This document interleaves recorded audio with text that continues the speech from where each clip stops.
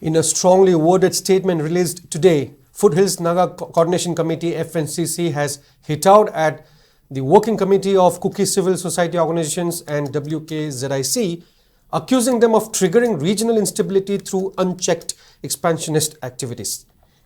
The FNCC clarified that the ongoing Bandh in the foothills region of Naga inhabited areas is not aimed at Zomi or Mar Lushai communities, with whom the Nagas share a legacy of peaceful coexistence.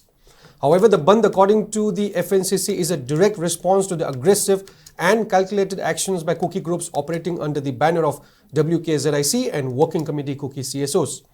It stated that these groups have endangered the region's fragile peace through provocation, territorial encroachment and political manipulation.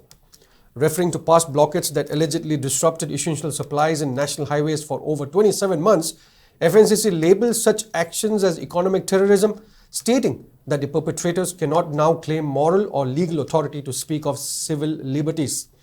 The committee has also issued stern warning if Kuki CSOs attempt to block National Highway No. 2 or disrupt the movement of goods and people. Naga inhabited areas will respond by sealing off all routes to Kuki movement without exception, including NH2, NH37 and areas extending to Peren district of Nagaland and NC Hills of Assam. The FNCC also stating that any fallout from further provocations would be the sole responsibility of the Working Committee Kuki CSOs.